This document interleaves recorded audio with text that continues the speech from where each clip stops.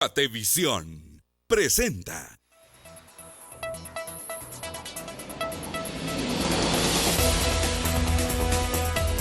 Gracias por acompañarnos, buen día, bienvenidos a BLM Noticias en este miércoles. Buenos días, es un gusto poder saludarle y poder estarles acompañando desde tempranas horas para informarle sobre todo el acontecer de Guatemala y el mundo. ¿Se acuerda qué día es? Yo le había dado para que usted quiera el día. Ah, de verdad, Miércoles. 26 de abril. Miércoles 26 de Sí, abril. ya estamos Listo, a punto entonces, de terminar el mes. Yo no sí. me acordaba mucho, vamos con los titulares a esta hora de la mañana, noticias de Guatemala y el mundo.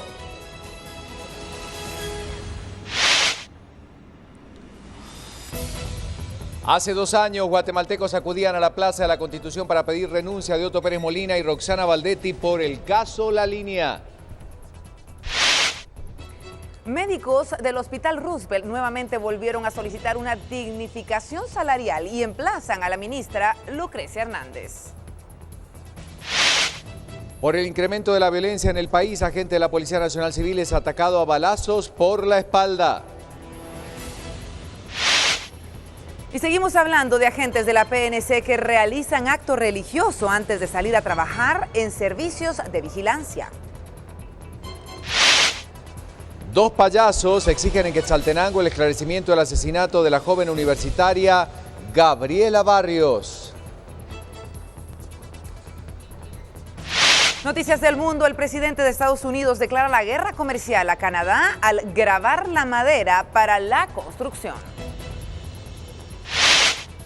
Más del mundo, la fiscal general de Venezuela confirma la muerte de 26 personas durante casi un mes de manifestaciones contra el régimen de Maduro. ¿Qué sucede en el deporte nacional? 5 jugadores se perderán el clásico del fútbol guatemalteco este día. ¿Cuáles son las condiciones y por qué? Le comentamos.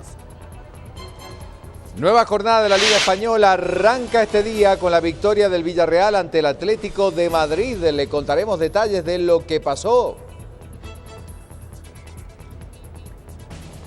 Como siempre hablamos del mundo del espectáculo y tenemos noticias para compartir con todos ustedes. En esta ocasión hablamos de Madonna y es que no está muy contenta por el anuncio de la película sobre su vida y tiene una respuesta un tanto molesta.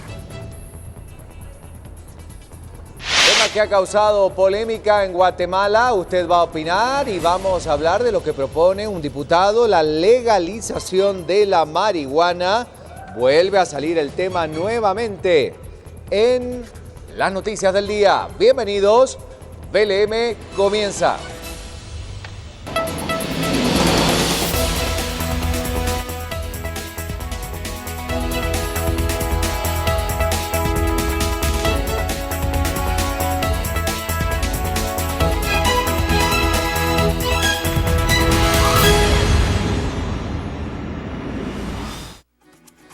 Buenos días, gracias por acompañarnos. Una temperatura muy agradable. Tenemos esta mañana 16 grados centígrados. Así está Calzada Roosevelt para este miércoles 26 de abril. Él está ya recibiendo el día con los brazos abiertos. Si llegamos al 26 de abril del 2017, una oportunidad que usted tiene para poder realizar y dejar lo mejor de sí para esta jornada. Nosotros desde tempranito, todo el equipo de BLM Noticias, informándole y saludando también a todos nuestros connacionales que se encuentran más allá de nuestras fronteras. Bueno, desde Miraflores, transmitiendo para ustedes, para que nos acompañe. Estamos renovando nuestra casa, así que gentilmente hemos podido lograr estar aquí en este lugar tan abierto, tan espacioso, para que usted nos acompañe. Y nosotros vamos a arrancar con las noticias más relevantes y sí, efectivamente, pasan 2 años desde que la ciudadanía guatemalteca despierta de una manera contundente, directa, clara y hay que decir que indudablemente marca historia a nivel de país con las manifestaciones que se daban. Vamos a ver las imágenes. Vamos a ver las imágenes porque estamos hablando de uno de los acontecimientos que definitivamente han marcado un antes y un después. 2 años han transcurrido ya de esa primera manifestación. Usted recordará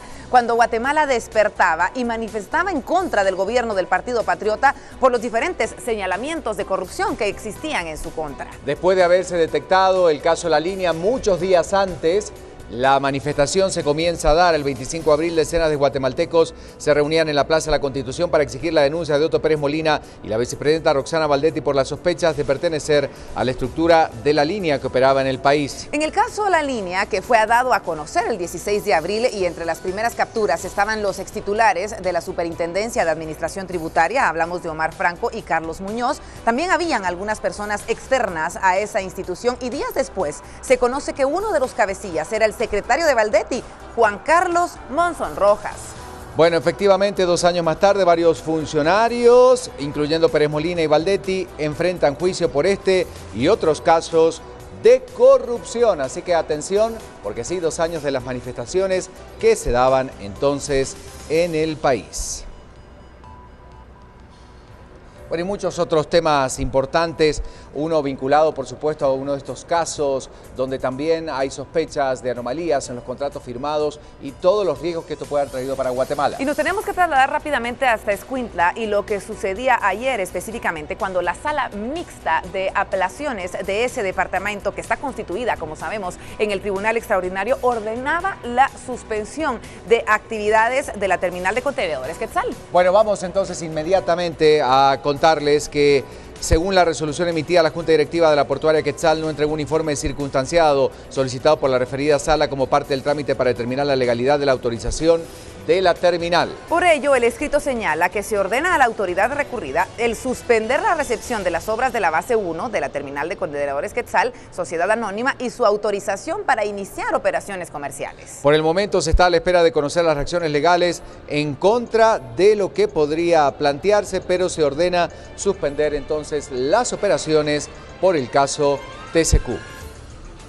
Bueno, siguiendo con las noticias, faltan 9 minutos para las 6 de la mañana, le damos un repaso rápido a algunos temas importantes. Vuelve otra vez a la discusión el tema de la legalización de la marihuana. Un tema que escuchábamos desde diciembre del año pasado en el Congreso de la República. Es la segunda vez que el diputado independiente Álvaro Velázquez tiene este intento de legalizar el uso de la marihuana. Presentaba una segunda iniciativa de ley relacionada al tema en diciembre pasado. Le queremos comentar que la primera propuesta pretendía legalizar el consumo de cannabis con fines recreativos y este nuevo proyecto pretende dicha aprobación con fines medicinales, recreativos y también científicos. La iniciativa incluye un artículo para crear clubes de entre 5 y 45 personas en los que se podrá consumir esta planta en espacios controlados. Esta iniciativa de ley presentada en abril no obtuvo el consentimiento de la Comisión de Legislación y Puntos Constitucionales, mientras que la Comisión de Salud aún no emite su dictamen. En el primer rechazo, los miembros de la Sala de Trabajo consideraron que la propuesta atenta contra la Constitución Política de la República y tratados internacionales suscritos por Guatemala. Las facultades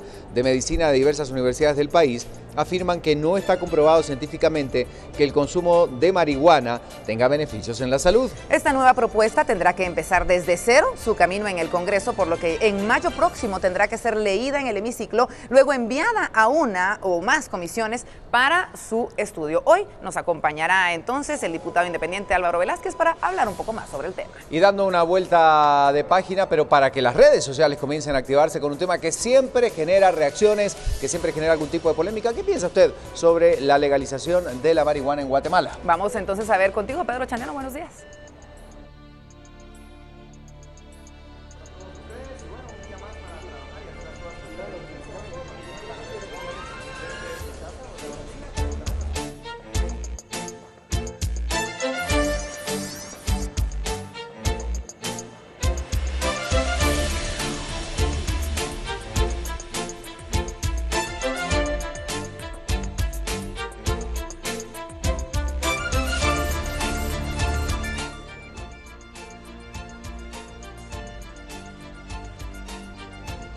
Entonces, ¿qué piensa usted en relación al tema del uso de la marihuana? La tenemos en pantalla para que usted pueda responder y comencemos a interactuar entonces con este punto. ¿Les parece? Ahí la tiene a favor y en contra. Esta es la oportunidad que usted tiene de poder hablar con nosotros a través de nuestras redes sociales. Bueno, y seguimos hablando de otros temas, las noticias internacionales a esta hora de la mañana, pasados 54 minutos de las 5 de la mañana.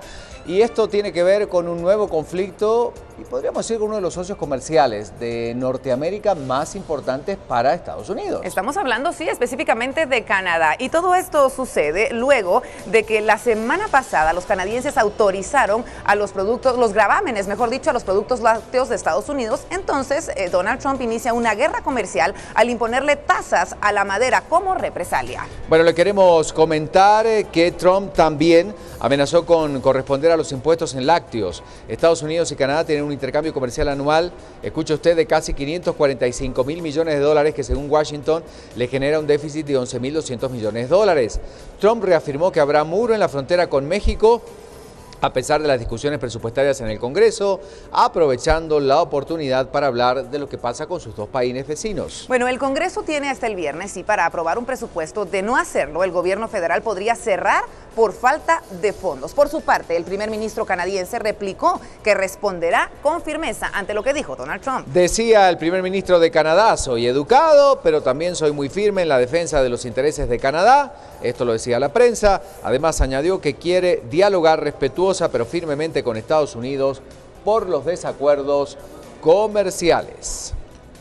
Bueno, pero mientras tanto, siguiendo con la realidad internacional, también otro tema que preocupa y mucho es que se va incrementando la cifra de víctimas por la realidad difícil que se está viviendo en Venezuela. Esta realidad que suma ya un mes de manifestaciones en contra del presidente Maduro y que lleva ya 26 muertos, según las cifras que se manifestaban ayer a nivel internacional. Tenemos que hablar de cómo si este total de 26 muertos es el saldo de las manifestaciones en contra del gobierno, según informaba el fiscal general al condenar la violencia desbordada en ese país. Bueno, le queremos comentar, entre otras cosas, que el Ministerio Público ha reportado más de 400 lesionados, más de 1.200 personas aprehendidas por diversos disturbios y saqueos que se han producido en un ambiente donde realmente la situación sigue siendo muy delicada para los venezolanos que habitan en las principales ciudades del país sudamericano. Poco antes del balance de la fiscal, el defensor del pueblo, Tarek William, había informado de la muerte en un hospital de un hombre herido de un disparo cuando estaba participando el lunes en una manifestación de seguidores del gobierno. Más temprano, la fiscalía confirmaba entonces la muerte de un joven de 23 años en la madrugada del martes en una manifestación en el estado Lara. Luego de un plantón el lunes, miles de opositores en importantes vías del país también manifestaron por la realidad compleja, difícil y que aseguran el gobierno o el régimen de Maduro, como muchos dicen, no quiere reconocer. 57 minutos pasan de las 5 de la mañana. Nos vamos rápidamente a las calles, al lugar de las noticias, Verónica. Nuestro compañero Alberto Cardona está listo para compartir información desde la calzada Roosevelt. Buenos días, Alberto. Alberto, ¿cómo te va? Adelante. Ricardo Vero, muy buenos días. Pues importante información para todos los usuarios que utilizan los buses urbanos y extraurbanos. Hemos podido corroborar que varias unidades, tanto de la ruta nuevamente de la 40R, también de la ruta 71, 72, 21 y 22 de la colonia El Milagro, la 71 y 72 que se traslada desde la colonia 1 de Julio hacia distintos sectores, no están prestando nuevamente el servicio 100%. Los pilotos de la ruta 21 pues se han comentado y confirmado que ellos lo estarán prestando en un 60%, se están dividiendo en grupos, en algunos grupos para poder laborar en distintos horarios, como en horas de la mañana, en horas de la tarde y en horas de la noche. Son 240 buses y están saliendo a trabajar por lo menos 40 a 60 pilotos, debido a que nuevamente pues las autoridades de la Policía Nacional Civil comentan que no se cuenta con el personal necesario para brindar la seguridad correspondiente a los pilotos y ayudantes. Solo 70 son los agentes de la Policía Nacional Civil que están prestando el servicio de vigilancia. Se necesitan 240 elementos de la Policía Nacional Civil.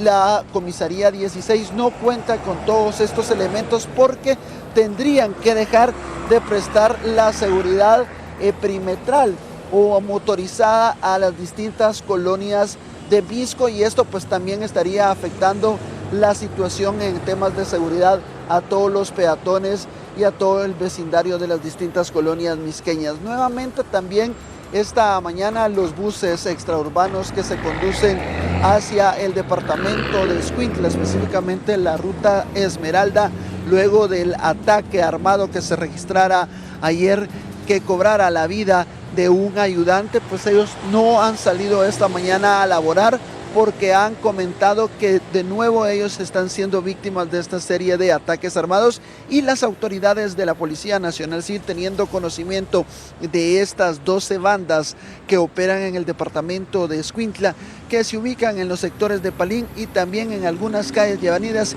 y colonias del departamento de Escuintla, son los hombres y mujeres que son los encargados de realizar esta serie de robos y también extorsiones. 335 asaltos se han registrado del 1 de enero a la fecha en los buses que se trasladan desde el departamento de Escuintla a Ciudad Capital.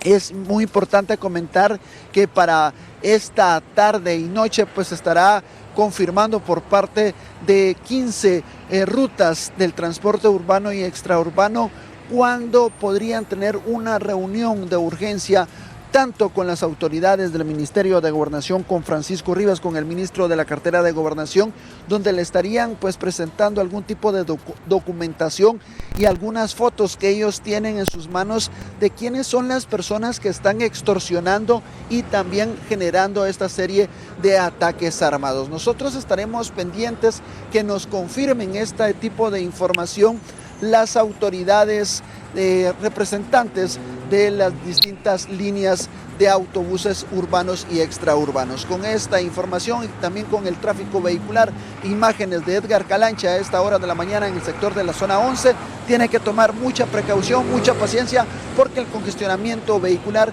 pues ya se puede observar en distintos sectores, tanto acá en la calzada Roosevelt como en el sector de la calzada San Juan y Anillo Periférico. Con esta información, Ricardo Vero, yo regreso con ustedes de nuevo. Muy buenos días.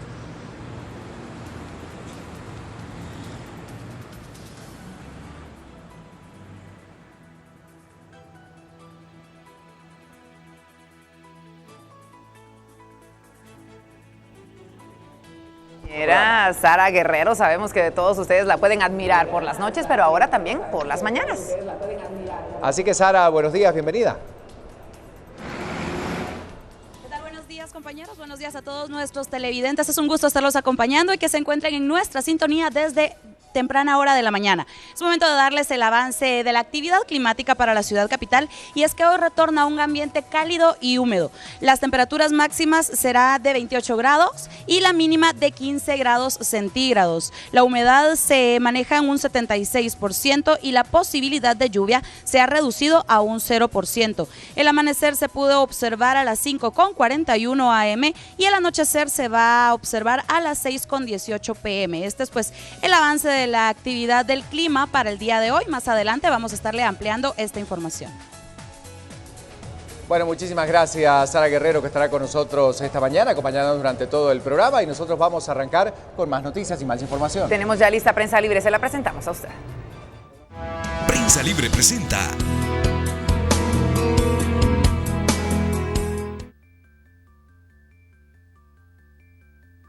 Portada con noticias a esta hora. Si sigue sin reformas no hay futuro. Comisionado Iván Velázquez pide a sectores apoyar cambios en justicia, entre otros temas. Vemos 35 auditores ciudadanos que analizarán fallos. Hablamos de las facultades de Derecho de universidades de San Carlos y Landívar, que efectuarán monitoreo de eficiencia y calidad en el organismo de justicia. Un giro turístico virtual. Funciona en el país la aplicación Google Street, que permite visualizar sitios de interés en imágenes de 360 grados. Amparo frena operaciones de TCQ. Tribunal ordena cese de actividad por posibles irregularidades a petición de un sindicato portuario. Vamos al interior, primer plano, con varias noticias importantes esta mañana. La primera de ellas dice lo siguiente: advierten sobre coyotes que falsifican documentos.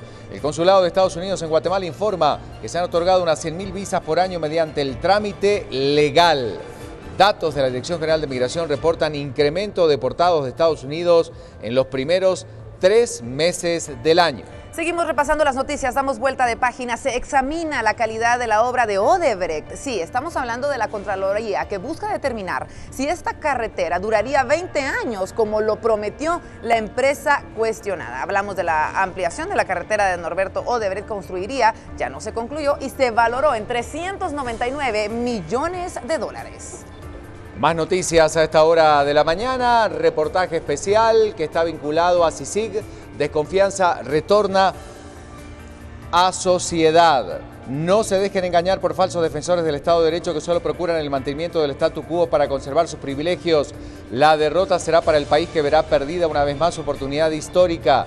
Velázquez insta a retomar reformas a justicia mientras se instala instancia que analizará sentencias. Esto es lo que dice la información esta mañana entonces de Prensa Libre, actualidad importante. 4 minutos pasan de las 6 a las calles otra vez. Julio de León está listo, tenemos información desde el punto de la noticia. Buenos días.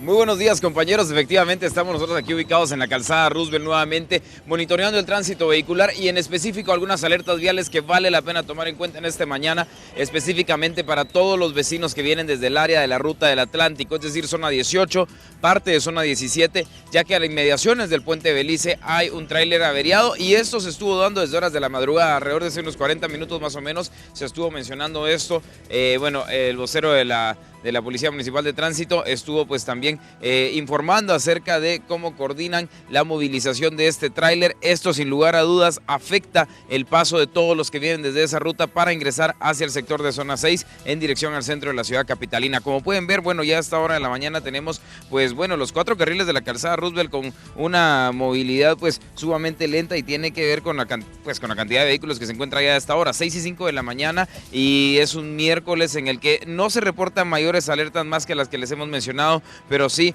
distintos puntos de la ciudad capital, como sería el ingreso a través de la cuesta de Villalobos, parte inicial de la calzada Raúl Aguilar Batres, carretera El Salvador, ingresando hacia el área del Trébol de Vistahermosa y también en la salida de Fraijanes hacia el paso a desnivel que está, hacia el carril reversible habilitado en sentido contrario que está ya habilitado a partir del kilómetro 16.5 hacia el área del Trébol de Vistahermosa.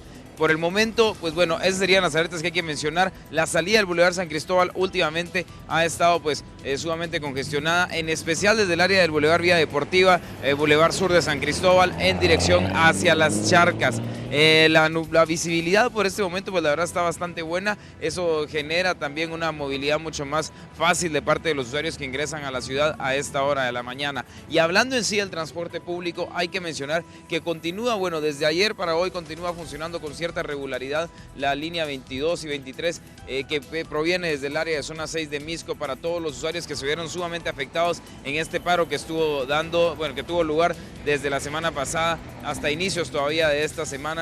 Sin embargo, pues bueno, según reporte también de parte de las autoridades, específicamente de la Procuraduría de los Derechos Humanos, ya van más de 90 víctimas a causa de situaciones de violencia derivadas en el transporte público. Esto pues bueno es algo que también la Policía Nacional Civil está intentando prevenir en el sector de Misco, por lo menos ahora que ha sido el sector con mayor urgencia, para poder un poco parar esta situación y darle también la posibilidad a todos los usuarios que vienen desde ese sector hacia el centro de la ciudad de poder contar con un servicio público que es un derecho para todos los guatemaltecos. Es lo que reportamos desde este punto de la ciudad. Por supuesto que más adelante seguiremos transmitiendo información desde las calles. Vamos de vuelta con ustedes, compañeros, deseándoles a todos un excelente día.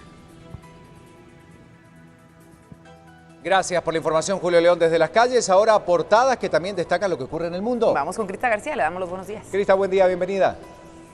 Feliz miércoles para ustedes, compañeros, y feliz miércoles a todos en casa. A esta hora de la mañana, cuando son las 6:07, vamos a hacer un recorrido por las portadas del mundo y nos vamos a Estados Unidos. ¿Qué dice esta mañana el USA Today? Allí lo tiene usted en su pantalla y hablan de los primeros 100 días del presidente de los Estados Unidos, Donald Trump, y dice sin arrepentimientos. Los votantes son unánimes y hablan de buenas y malas acciones por parte del presidente de los Estados Unidos. Entre otros titulares, los pobres que acogen el plan tributario con el escepticismo, y hablan también de la aplicación de Uber que revela sus planes para los vehículos voladores, que no se está hablando de vehículos que ya circulan, sino de lo que se está planeando para años próximos. Así que allí tiene usted la información, interesantes noticias que aparecen en el USA Today, y vamos a hacer más recorrido por portadas internacionales, Centroamérica y Latinoamérica. Gracias por la información, ya vienen las noticias, pero Dalia Santos, como siempre, nos actualiza de lo que ocurre en las calles. La vocera de la PMT de Villanueva se encuentra con nosotros esta mañana. Buenos días. Hola, Dalia. Hola amigos, muy buenos días, gusto saludarles y por supuesto la Policía Municipal de Tránsito de Villanueva a esta hora le da detalles de lo que ocurre en el tránsito vehicular. Ya los agentes mantienen supervisión en los ingresos a la ciudad, obstáculos en la vía pública es parte de lo que a esta hora se reporta, así que es importante conocer a través de fotografías que los agentes han enviado. Es importante darles a conocer que en horas de la madrugada finalizaron lo que usted observa en su pantalla, trabajos de recapeo, esto sobre el paso a desnivel Enrique Tejada, el cual está ubicado en el kilómetro 15 de la ruta al Pacífico. Esto es en el ingreso a la zona 1 de Villanueva. Vemos que trabajadores de la municipalidad trabajaron en horas de la noche para que de esa forma no generaran problemas en el tránsito vehicular, así que pueden circular en el lugar sin mayor inconveniente. Ahí vemos las fotografías donde se realizaron estos trabajos que mejoran la carpeta asfáltica y que en su momento vienen pues a mejorar también la circulación del tránsito vehicular. Es importante que usted también respete las señales de tránsito. Ahora observamos la salida del SENMA, damos a conocer este punto, tomando en cuenta que es uno de los más importantes ya que se incorpora el tránsito vehicular proveniente de Villanueva, San Miguel Petapa, Villahermosa, hacia la 48 calle Calzada Raúl Aguilar Batres. La dinámica en este punto es el 1 a 1, cederse el paso entre conductes para que el tránsito vehicular sea ordenado y que no se reporten colisiones vehiculares. Vemos que es fuerte la carga vehicular que se está desplazando en ese sector y hay presencia de agentes de PMT de Villanueva trabajando para mantener el tránsito ordenado. Esta fotografía fue a las 4:45 de la mañana donde observamos que se activa el carril reversible hacia la ciudad capital. Hay señales de tránsito, el cual mantiene pues definitivamente señalizado este reversible desde el kilómetro 14 de la ruta al Pacífico hacia la ciudad capital. Es importante tomar en cuenta que este reversible finaliza a las 6:15 y se estaría activando a las 6:45, así que tome en cuenta este horario para que usted cuando salga de casa pueda aprovechar ese reversible. Nuevamente observamos pues los trabajos que hace un momento se mencionaban, muchos usuarios están haciendo la solicitud de información si ya han finalizado. Ahora observamos la salida del SENMA específicamente sobre Villalobos 1 y 2, que es una vía alterna para muchas personas que residen en la zona 5 de Villanueva. Vemos que hay un carril reversible activado por parte de la PMT de Villanueva y esto es importante porque es la forma como el tránsito vehicular es llevado hacia la ciudad capital y desplazado a distintas zonas. Hay reversibles activados en Boulevard El Frutal, Ciudad Real, Avenida Petapa y por supuesto en la ruta al Pacífico. Y dentro de las novedades, la PMT de Villanueva da a conocer que se retira un camión de la Villalobos, que es un punto o un escenario de muchos obstáculos derivado a la topografía del terreno, así que usted antes de salir de casa verifique que su vehículo lleve el combustible necesario. Así que es el reporte del tránsito a esta hora. La PMT de Villanueva más adelante a través de Viva la Mañana le dará detalles de la circulación vehicular en el sector sur de la ciudad capital. Así que en Viva la Mañana continúan las noticias. Dalia Santos, actualización del tránsito, hay que seguir. Tenemos noticias nacionales a continuación.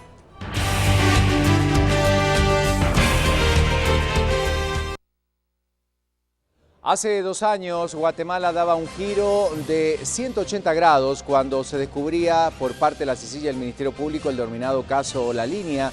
Y después de varios días, cientos de guatemaltecos se daban cita en la Plaza de la Constitución cada fin de semana con un objetivo claro: pedir la renuncia de los entonces mandatarios Soto Pérez Molina y Roxana Valdetti, quienes hoy enfrentan juicio por este y algunos otros casos de corrupción. Hay que recordar lo que pasaba.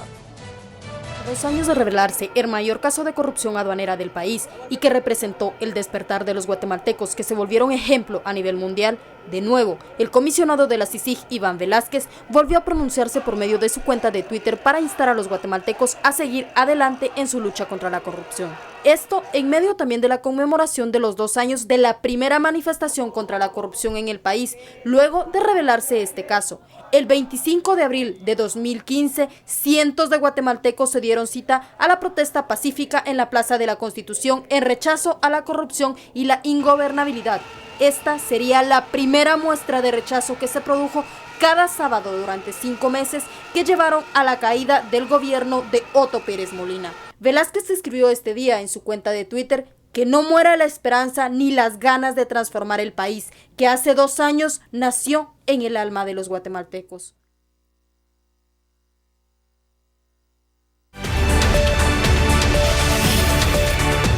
Vamos Esta mañana a Renzo Rosal. Renzo, buen día. 2 años, como decíamos, de lo que muchos consideran el despertar de la ciudadanía guatemalteca. Para el expresidente Otto Pérez Molina, simplemente una campaña de redes sociales orquestada de acuerdo a las últimas declaraciones que daba por la Embajada de Estados Unidos, pero lo cierto es que el pueblo se hizo sentir. Hoy, después de 2 años, ¿cómo se encuentra esa conciencia ciudadana para el reclamo y para la exigencia en estos casos tan puntuales? Buen día, te escuchamos. Muy buenos días. Creo que tenemos que reconocer a los guatemaltecos que en estos 2 años ha habido procesos importantes para la ciudadanía y también para la institucionalidad.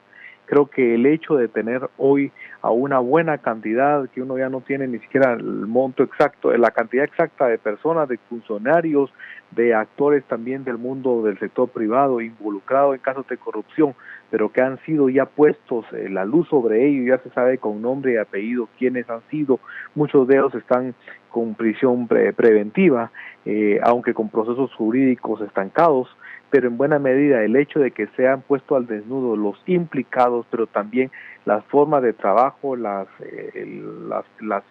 tácticas, las estrategias, las estructuras que han sido denunciadas, creo que es algo irrenunciable que no podemos dejar de reconocer como un paso fundamental. El hecho de desnormalizar la corrupción, el hecho de comenzar a hablar fuertemente sobre la impunidad como un fenómeno totalmente negativo, eso creo que también es otro gran hallazgo fundamental. El hecho de que hoy la corrupción no es algo que se asuma como cotidiano, sino que se asume como un gran mal, que por supuesto que sigue estando presente en diversos espacios, creo que es otro avance fundamental. Y por supuesto creo que el hecho clave es utilizar las herramientas de la participación, el uso de la calle, el uso de la manifestación, de la protesta, de las diversas formas de expresión que también históricamente habían sido en buena medida no utilizadas por los guatemaltecos, y estos niveles fuertes de indignación que en alguna medida siguen estando presentes, creo que son activos fundamentales que tenemos que reconocer los guatemaltecos que se han dado en estos 24 meses. Muchísimas gracias, Renzo. El análisis, por supuesto, a 2 años de estas manifestaciones y otros temas importantes también de la realidad del país. Tenemos que seguir hablando, sí, de la realidad, y es que las aduanas son institucionales, gubernamentales, en las que, bueno, contrabando y la defraudación no se logra erradicar al 100%. En algunos casos, las autoridades, empresarios y el personal han participado en estos delitos. Uno de los casos más sonados fue el caso La Línea, que constituyó en su momento el detonante que llevó a miles de guatemaltecos a las calles y a la Plaza Central con el fin de protestar en contra de la corrupción imperante en nuestro país. Hace 2 años, un caso de aduanas fue el detonante que llevó a miles de guatemaltecos a las calles a protestar contra la corrupción. Desde el 20 de febrero de este año, la SAT creó el Departamento de Contrabando y Defraudación Aduanera. Además de ello, la SAT implementó otras acciones de control, entre ellas operativos en carreteras, y con México trabajan bilateralmente contra el contrabando. Estamos visualizando la creación de puntos de control interinstitucional en algunos puntos estratégicos que estamos identificando, con el ánimo de que los controles ya no sean en lugares cercanos a las aduanas por algunas reacciones sociales que han habido en algunas ocasiones, que en algunos casos ha conllevado al ataque físico contra personal de aduanas y también de policía, de las fuerzas policiales, y lo que queremos proyectar es mayor eficiencia y eficacia en los operativos que estamos generando.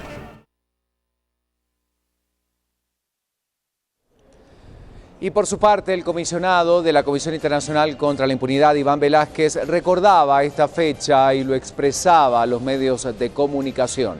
Velázquez calificaba esto como un día en el que los guatemaltecos indignados rompieron con décadas de silencio y, sobre todo, mucho miedo.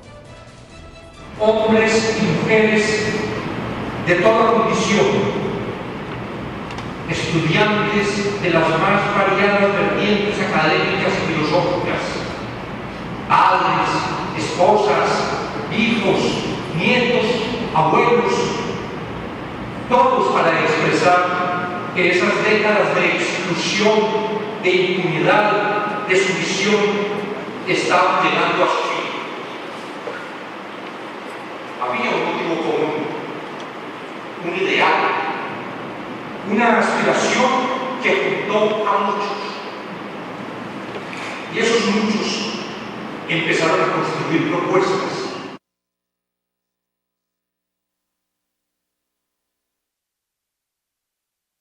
La convocatoria de organizaciones civiles tuvo eco en miles de personas que se concentraban hace 2 años en la Plaza de la Constitución, esto con el fin de protestar en contra de la corrupción en Guatemala. A continuación tenemos un video realizado por el colectivo Justicia Ya que refleja el sentir de los guatemaltecos frente a la corrupción en nuestro país.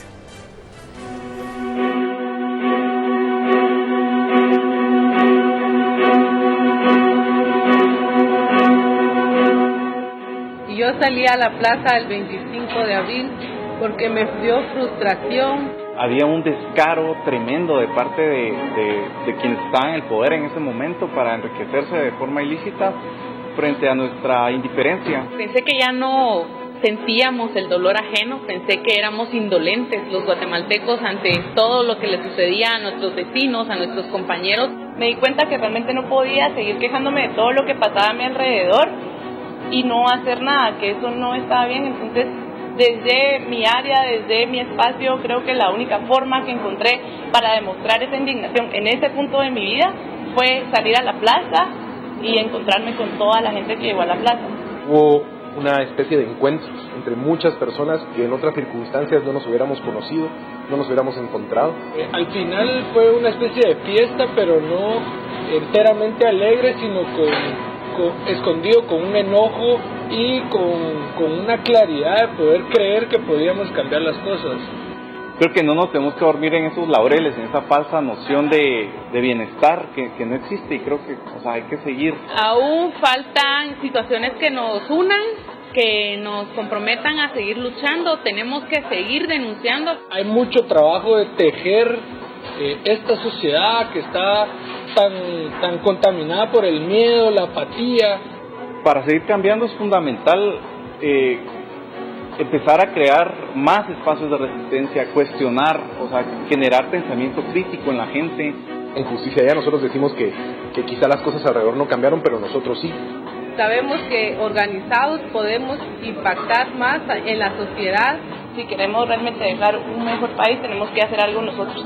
Hemos parado leyes, hemos frenado abusos y corrupción en el Estado, entonces creo que podemos seguirlo haciendo. Empezar a organizarnos, aceptar las diferencias, ver qué tenemos en común, aceptar los disensos como algo sano también y aprender a organizarnos mejor, vincular lo urbano con lo rural, vincular lo histórico con lo nuevo, vincular lo joven con lo viejo, de una manera que realmente construya, y creo que por ahí va la ruta de lo que nos toca hacer.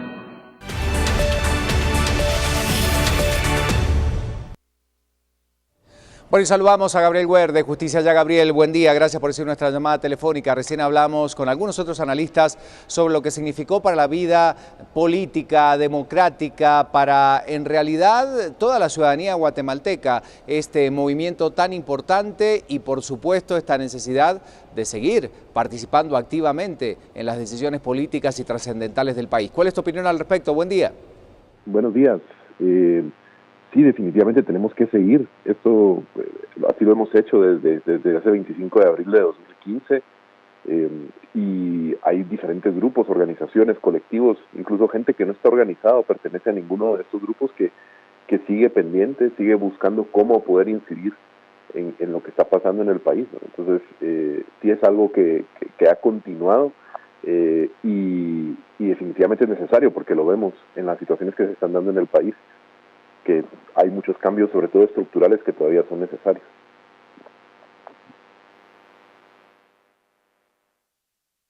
Gabriel, a partir de ahora, indudablemente, o a partir de ese momento, muchas cosas cambiaron en la percepción de los guatemaltecos, sobre todo por la cantidad de políticos que en ese momento estaban en el gobierno implicados de una u otra manera en este tipo de casos. Este nivel de exigencia, este nivel de control que debe ejercer la ciudadanía, ¿crees que sigue latente? ¿Cómo visualizas la situación hoy?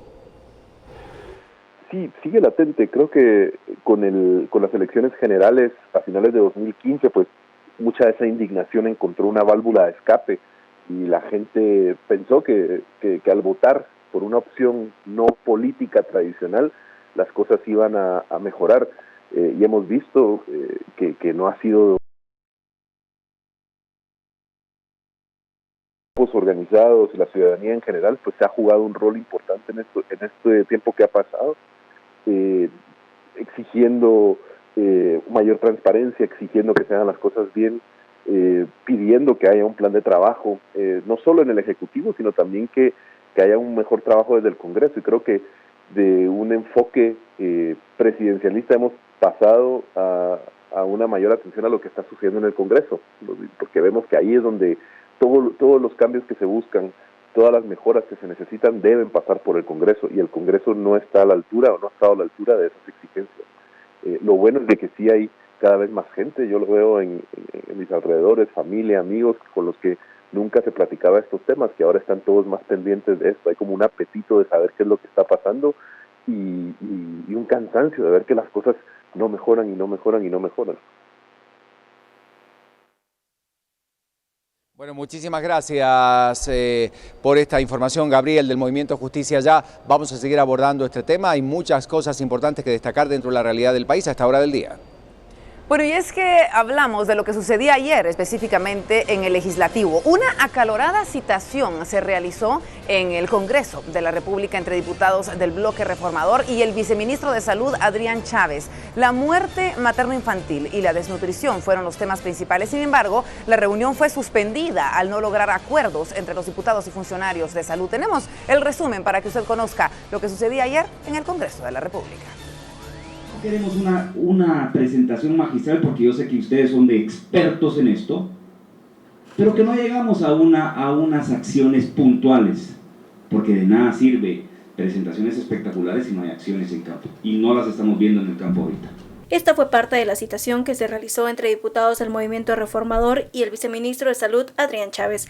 Durante la reunión, los congresistas limitaron el uso de la palabra al funcionario, incluso le dijeron que tuviera humildad. Ustedes reflexionen en cómo venir y cómo trabajar en equipo con nosotros, cómo venir con humildad y cómo podemos hacer las cosas que van a beneficiar en el tema de salud, y cómo podemos fortalecerlos a ustedes. El viceministro no le quedó más que pedir respeto. Hay algo que tiene que mandar en el trabajo de cualquier equipo: la confianza, el respeto, el diálogo libre, y restringir las intervenciones a un sí o no, créanme, no es bueno, creo yo.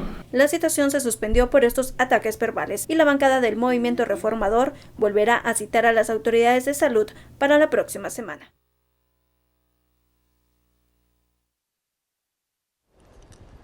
Siguiendo con la información, hay que contarles que médicos que trabajan para el Hospital Roosevelt nuevamente vuelven a solicitar una dignificación salarial. ¿Qué han hecho? Han emplazado a las autoridades del Ministerio de Salud y no descartan una posible paralización de las actividades. Los médicos del Hospital Roosevelt emplazaron a la ministra de Salud, Lucrecia Hernández Mac, para que en una semana se instale una mesa técnica que aborde un reajuste salarial para los galenos. Porque creo que es el momento en que los médicos del sistema de salud pública deben ya de tener un salario digno. No podemos seguir trabajando de esta manera. Además de la dignificación salarial para los médicos, indicaron tener complicaciones para ejercer su trabajo. Obviamente queremos que haya unas mejoras en la instalación del Hospital Roosevelt. Nuestros baños no sirven. El sueldo base de los médicos especialistas de 4 horas es aproximadamente de 1.700 quetzales.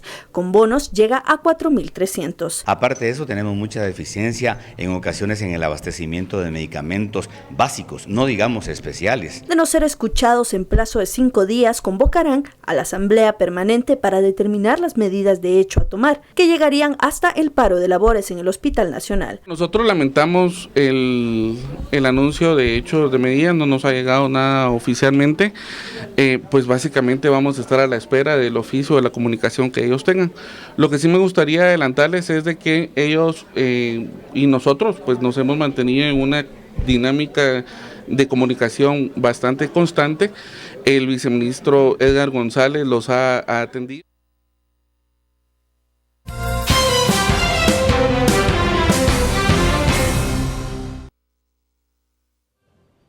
Bueno, es momento de dirigirnos al interior de la República y conocer las noticias más importantes. Para ello vamos a ver en pantalla la portada de Prensa Libre que nos informa. En Jalapa, escuela recibe donativo de mobiliario. También podemos observar una bella fotografía del ocaso en Punta de Palma. En otra fotografía nos indica que en la ciudad de Guatemala, campaña de colores llega a 15 escuelas. También podemos observar la fotografía de un tráiler que fue detenido por pasar puente sobrecargado.